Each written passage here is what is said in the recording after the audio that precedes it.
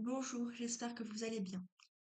Donc aujourd'hui, nous allons entamer le troisième auteur de cette séquence sur l'inquiétude spirituelle du roman de 1919 à 1939. Nous avons vu en premier lieu François Mauriac avec Thérèse Tequerou.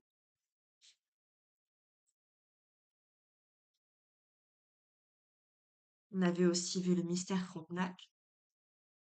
Puis ensuite, nous avons vu Georges Bernanos avec Les Grands Cimetières sous la lune, Sous le soleil de Satan et deux extraits du journal d'un curé de campagne. Et aujourd'hui, nous entamons Marcel Jouandeau, petit 1 de Chaminadour à Paris. Marcel Jouandeau, de 1888 à 1879, donc ce sont ses dates, a passé une jeunesse studieuse et réfléchie à Guéret, où ses parents étaient commerçants et qu'il devait, quitte à voir s'en assombrir le ciel, dépeindre sans indulgence sous le nom de Chaminadour. En 1908, il entre en première supérieure au lycée Henri IV, étudiant assez secret. Il note toutes sortes de réflexions qu'il brûlera en 1914 au cours d'une violente crise de conscience.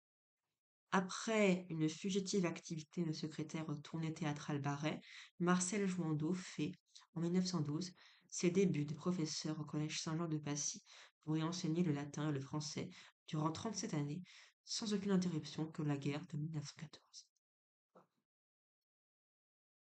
Le rendez-vous chez Gallimard. Un jour de juillet 1920, il quitta discrètement la distribution des prix, en se coulant, dit-il, à travers les planches de l'estrade. C'est qu'il avait un rendez-vous important dont la suite allait être la publication, dans la Nouvelle Revue Française, de sa première œuvre notoire, Les Pains sans grains. Le fait de livrer ainsi sous son vrai nom une famille de Guéret aux commentaires de Guéret faillit susciter dans la ville une révolution. L'écrivain dira plus tard de quel prestige était pour lui le patronyme réel de ces personnages. Ensuite, il s'agissait d'inventer et de substituer à cela un vocable qui eût la même musicalité, la même puissance d'évocation. En 1927, paraîtra Prudence autre chose. Offert, page 475. C'est l'histoire des familles qui m'attire, déclare le romancier.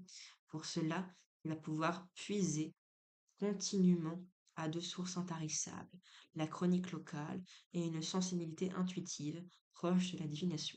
Quel théâtre à la face humaine! Richesse et diversité. Ainsi se constituera toute une somme, réaliste, psychologique et poétique, scène de la vie provinciale, d'abord puis confidence personnelle, grâce à la création de Monsieur Godot, véritable double de l'auteur. Marié en 1929, pour échapper à son, pour échapper peut-être à un certain ordre de tentation, Marcel Jouandeau n'a pas craint de décrire sa propre vie de ménage auprès de celle qu'il nomme Élise. En 1933, paraît Monsieur Godot marié. En 1938, chronique maritale. En 1948, scène de la vie conjugale. Sous l'occupation, il vit dans la retraite et Holland n'aura pas trop de peine à le démontrer lors des malentendus qui accompagnent la libération. Cependant, il est régulièrement poursuivi avec Chaminadour, 1934, 1941, 3 volumes. Images de Paris, 1934 et 1956. Portraits de famille, carnet du professeur, etc. Le tracé de domaines divers est parfois interdit. On ne saurait d'ailleurs distinguer entre les aspects d'une œuvre qui est celle d'un romancier et aussi d'un moraliste. Certains diront d'un immoraliste, car c'est l'âme, toujours, qui l'appelle vers ses plus secrètes profondeurs. Citons encore Journalier 1 à 26. 1961-1978, dont La Possession, 1970, et La mort d'Élise, 1978, Chronique d'une passion, 1944 et 1964, Lettre d'une mère à son fils, 1971. Algèbre des valeurs morales. Personnalité très complexe. Très complexe. L'auteur d'Astaroth, 1929, est vraiment descendu aux enfers, comme en témoignage parmi d'autres livres. Son Algèbre des valeurs morales, 1935, mais il s'est rétabli. Il s'est établi, pour son usage, une échelle de critères, subtilation, alliance, d'égotisme et d'un christianisme graduellement affranchi du dogme. Ce ne sont pas nos actes qui nous classent, dit-il, mais la qualité de notre cœur.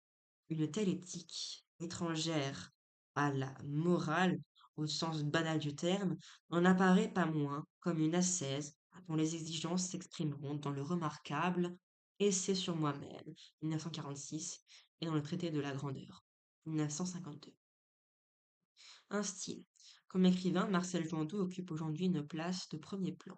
Son style, qui joint la grâce du conteur à la profondeur de l'essayiste, est à la fois net et nuancé. Dans son journal, André Gide en a dit la tendre beauté. Et dans une lettre à l'auteur lui-même, l'accent si particulier de tendresse déçue, d'élan mystique et de méchanceté diabolique. Je vous lirai la suite dans 4 jours. Merci à regarder. Au revoir.